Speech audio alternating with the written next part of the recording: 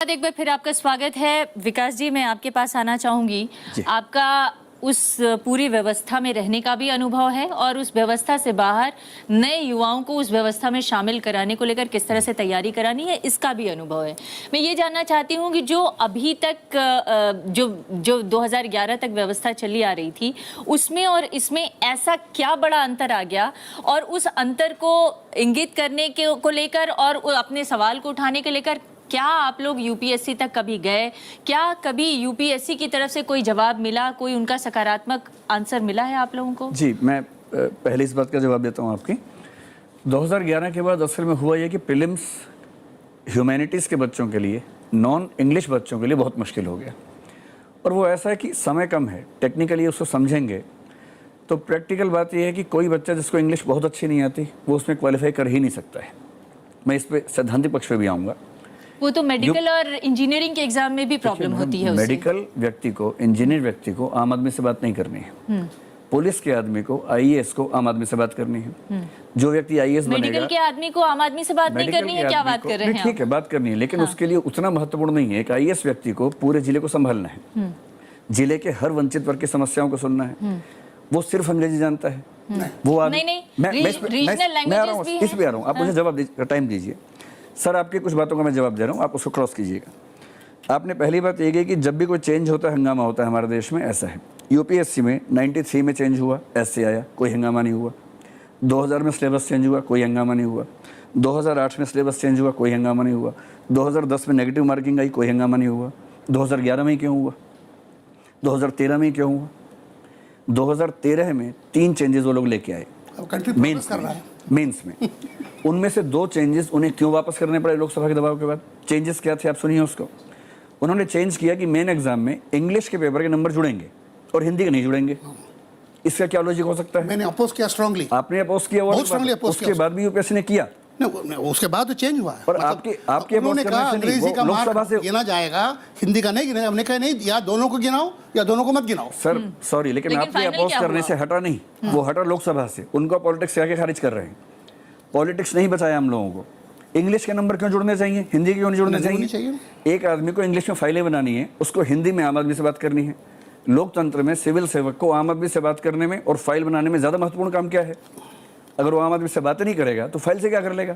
दूसरी बात उन्होंने कहा, सिर्फ आम आदमी के लिए नहीं, क्योंकि उसे फॉरेन सर्विसेज को में भी जाना होता है और देश दुनिया में भी रिप्रेजेंट करना होता है। उत्तर प्रदेश पीसीएस में एक नियम है कि सारा एग्जाम है, कुछ पोस्ट के लिए स्पेशल एलिजिबिलिटीज हैं। आईएफएस के लिए बना दीजिए, क्या दिक्कत है? अच्छा, बना दीजिए कि आईएफएस जो लेंगे उनको इंग्लिश इतनी आनी चाहिए, हमें क्या दिक्कत है? और आईएफएस बन के वो क्या करेंगे? फ्रांस में जाएंगे, फ्रेंच बोलनी पड़ेगी, वहाँ इंग्लिश का काम आएगी। जब वो लैटिन अमेरिका में जाएंगे, इंग्लिश कौन बोलेगा? इंग्लिश कितने देशों में बोली जाती है? अफगानिस्तान जाके क्या बोलेंगे? उनको फिर लैंग्वेज सीखनी पड़ती है वहाँ पर। आईएफएस में भी काट रहे हैं, लैंग्वेज सीखते हैं। आईएएस का बच्चा हिंदी मीडियम का, मेरा एक मित्र तमिलनाडु में डीआईजी है हिंदी माध्यम से, उसको इंग्लिश बहुत कम आती है। हिंदी माध्यम में था, तमिलनाडु गया, अब वो तमिल लोगों से अच्छी तमिल बोलता है और इंग्लिश भी बोलता है। जब माहौल मिलेगा तो भाषा सीख लेंगे।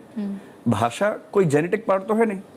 एक अच्छे माहौल में इंग्लैंड का खराब से खराब बच्चा इंग्लिश बोल लेता है, इसलिए बोलते हैं कि उसको माहौल मिलता है। इन बच्चों को माहौल मिलेगा, सिखाएंगे। जब आप मसूरी में कार्डर लैंग्वेज सिखा सकते हैं तो थोड़ा सा इंग्लिश पे ट्रेन क्यों नहीं कर सकते उसको?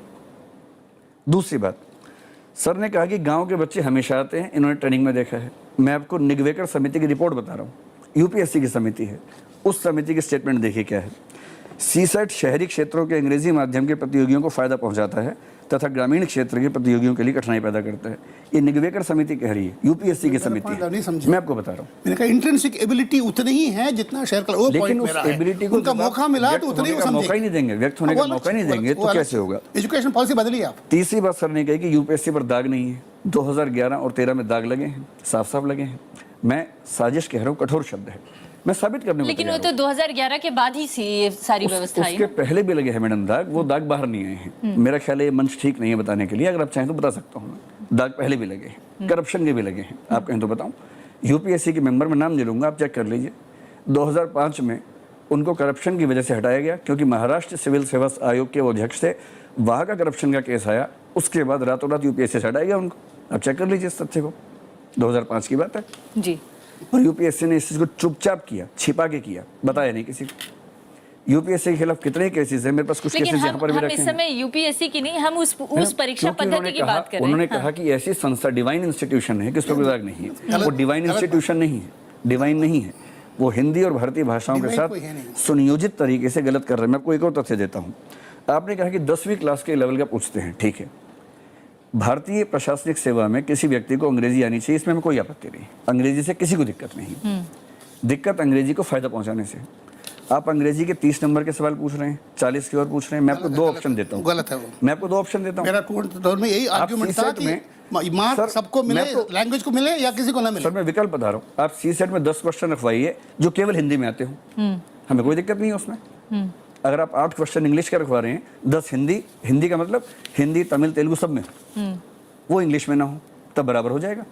कॉम्प्रीहेंशन जो इंग्लिश से हिंदी में अनुवाद होता है, अब इसका उल्टा कर दीजिए एक बार, पूछिए सबसे, हिंदी में बने कॉम्प्रीहेंशन, उसका इंग्लिश में ट्रांसलेशन हो, फिर तो करवा आप के ये देखिए। बता रहे हैं कि ये जो भी परीक्षा पद्धति लाई गई सीसेट के थ्रू वो गलत थी। तो अब ये बताइए कि वैकल्पिक पद्धति ऐसी क्या हो जो बेहतर हो? एकदम क्या सिंपल। जो पुरानी पद्धति चली आ रही थी वो ज्यादा बेहतर थी? आप ये पुरानी मानते पद्धति हैं? तो अब कोई स्वीकार नहीं करेगा। हाँ। नई पद्धति में ही संशोधन करना पड़ेगा, क्योंकि पुरानी पद्धति में दिक्कत क्या थी, बहुत सारे विषय थे, सबकी जो स्केलिंग थी बहुत मुश्किल थी। ये बात यूपीएससी ने देख के चेंज की, उसमें हमें दिक्कत नहीं है, इन बच्चों को भी दिक्कत नहीं। एक सिंपल तरीका है, हम केवल सी सेट में 2 संशोधन चाहते हैं। एक तो जितने भी क्वेश्चन जो कि 40-80 में से 50% हैं, उन क्वेश्चंस में लैंग्वेज रोल प्ले कर रही है, उनको हटा लिया जाए। दूसरा, जो बाकी क्वेश्चन है उनका अनुपात ठीक करके एक ही पेपर बना दिया जाए। जैसे मान लीजिए 150 प्रश्न हो, 100 की बजाय 100 और 80 की बजाय एक ही पेपर हो 150 प्रश्नों का, 100 जीएस के हैं वैसे ही रहे। 20 क्वेश्चन डिसीजन मेकिंग के हो, जो भी 8 ही क्वेश्चन आते हैं, वो पूछना चाहिए कि ये सिचुएशन है, आप क्या फैसला करेंगे। एक आईएएस को फैसले ही तो करने, वो 8 ही सवाल पूछते हैं और कम करते जा रहे हैं, 9, 8, 7, 6 ऐसे कर रहे हैं, उसको बढ़ाना चाहिए। जो मैथ्स और रीजनिंग है उसको 15-15 सवाल कर दें, 20 डिसीजन मेकिंग कर दें, 100 जीएस कर दें, इस पे कोई आपत्ति नहीं करेगा। मतलब आपके पास एक खाका है, दिक्कत नहीं, आपके पास एक खाका है, ये और खाका मनोज जी के पास भी है, भारत सरकार के पास भी है, इन बच्चों ने दिया है, सबके पास वो खाका है। एक अंतिम बात मैं और करूंगा, उसके बाद खत्म कर देंगे। वो कह रहे हैं कि हाई क्वालिटी हमें चाहिए। मैं आपको अमेरिका की रिपोर्ट्स बताता हूँ, कुछ वो रिपोर्ट्स मेरे पास हैं। अमेरिका में इंटेलिजेंस के टेस्ट बहुत सारे हुए, बाद में देखा गया कि ब्लैक बच्चे हमेशा उसमें पीछे रह जाते हैं। तो फिर रिसर्च हुई इस पर, सोशियोलॉजी के डिपार्टमेंट से रिसर्च की। बाद में निष्कर्ष निकला कि जब भी किसी आईक्यू टेस्ट में लैंग्वेज केंद्र में आएगी, वो उसी वर्ग को फायदा पहुंचाएगी जो उस लैंग्वेज को ठीक से जानते हैं, जिसकी मातृभाषा है। मैथ्स अगर होगा तो उन बच्चों को फायदा पहुंचाएगा जो अमूर्त चिंतन करने की क्षमता ज़्यादा रखते हैं। एक एग्जाम्पल दिया गया, आप सारे बच्चों से पूछे कि चिड़िया क्या बोल रही है, इसका मतलब बताओ। ट्राइबल बच्चा सबसे पहले बता देगा, शहर का बच्चा बता के दिखा दे। क्या वो इंटेलिजेंट नहीं है? इंटेलिजेंस से दिक्कत नहीं सर, दिक्कत इंटेलिजेंस की टेस्टिंग के एक पक्ष में झुके होने से नहीं। लेकिन ये तो हमेशा ही होगा, ये तो सवाल हमेशा ही आएगा ना कि एक पक्ष, मतलब दोनों पक्षों को या सभी पक्षों को बैलेंस कैसे किया जाए। अगर मान लीजिए आप ट्राइबल के पक्ष में बनाएंगे तो शहरी बच्चे के साथ नाइंसाफी हो जाएगी, शहरी के पक्ष में बनाएंगे तो ट्राइबल बच्चे के साथ नाइंसाफी हो जाएगी। की बात करते हैं, जीएस में ह्यूमैनिटीज के बच्चे कंफर्टेबल हैं थोड़ा सा, उसमें भी 20 क्वेश्चन साइंस के हैं 100 में से, उसमें हम मानते हैं कि वो कंफर्टेबल नहीं है। 80 सवाल में से कोई मर भी जाएगा तो 40-45 के ऊपर नहीं जा सकता है। सी सेट में मेरा एक कज़न जिसने एक दिन भी पढ़ाई नहीं की, आईआईटी का बच्चा वो है, उसकी इंग्लिश बहुत अच्छी है, भारत से बाहर रहता है आजकल, एक दिन भी पढ़ाई नहीं की, 80 में से 79 सवाल ठीक हैं उसके, और वो 2.5 नंबर के हैं, जीएस के 2 नंबर के हैं।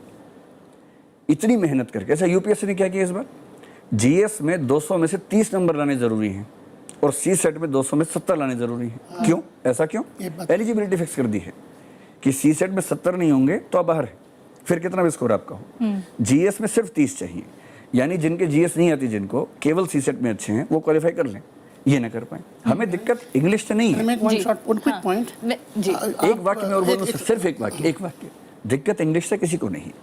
इंग्लिश तो मेंस पे टेस्ट होता ही है, 1979 से इंग्लिश का क्वालिफाइंग पेपर मेंस में है, सब बच्चे दे रहे हैं। आज तक किसने आंदोलन किया इस बात पर? कोई नहीं करता जी। इंग्लिश का भी, भारतीय भाषा का भी। आपकी बात पूरी हो गई। प्रीलिम्स में नहीं होना चाहिए। मुझको मैं मन में था कि अब अपोजिशन, मेरा मन साफ हो गया है।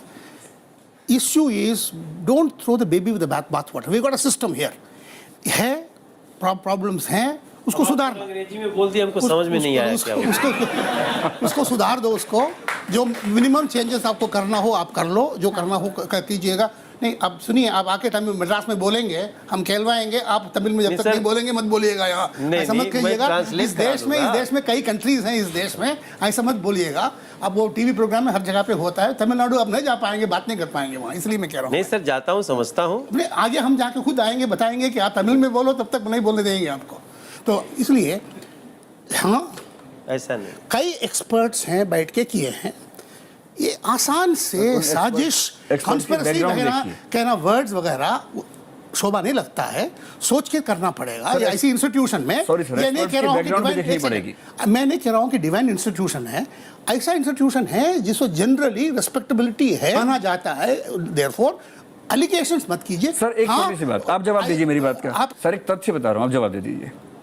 जिस व्यक्ति, मैं नाम नहीं बोलता, मैं नाम नहीं बोलूंगा, जिस व्यक्ति ने सीसेट को लाने के लिए यूपीएससी को सलाह दी, कमेटी में था, सीसेट के खिलाफ एक केस हुआ, पब्लिक इंटरेस्ट लिटिगेशन हुई, अतुल कोठारी जी ने की। उसके बाद हाई कोर्ट ने आदेश दिया कि आप एक कमेटी बनाइए, सीसेट ठीक है गलत। यूपीएससी ने कमेटी बनाई, उस कमेटी में 3 मेंबर्स में से एक उसी को रखा जिसने सलाह दी थी। इसका क्या करें? मैं नाम नहीं बोल रहा उस व्यक्ति का, मैं कुछ नहीं कहूंगा। ये इससे क्या पता देखिए, मैं आप उस कमेटी में बीके शर्मा जी को रखिए, सुप्रीम कोर्ट में हर चीज में ब्रज किशोर शर्मा जी लॉ सेक्रेटरी रहे हैं, वो हिंदी भाषा के समर्थक है, उनको रखिए कमेटी में, सारी रिपोर्ट चेंज हो जाएगी। लेकिन ये थोड़ी होगा कि कमेटी में आप लोग जो नाम सुझाएंगे उनको ही रखा मैं जाए। इतना नहीं कह रहा, मैं सिर्फ ये कह रहा हूँ कि कमेटी में जो लोग आएंगे उसमें भारतीय भाषाओं के समर्थक भी तो। त्यागी जी, गलती हो रही है। सुब्रमण्यम सर, एक तथ्य बताऊंगा आपको, मुख्य परीक्षा में, मेन एग्जाम में, क्यों हो गया? He is not representative of UPSC. एक फैक्ट बता रहा हूँ मैं, सिर्फ जानकारी के लिए। मेन एग्जाम में जिसके मार्क्स जुड़ते हैं फाइनल मेरिट में, जितने पेपर्स हैं उनके मॉडल आंसर केवल इंग्लिश में होते हैं, और बच्चे किसी भी लैंग्वेज में लिख सकते हैं। यानी हिंदी में जो लिखेगा उसका एग्जामिनर इंग्लिश के आंसर देके चेक करेगा। क्या वहाँ ट्रांसलेशन नहीं हो सकता?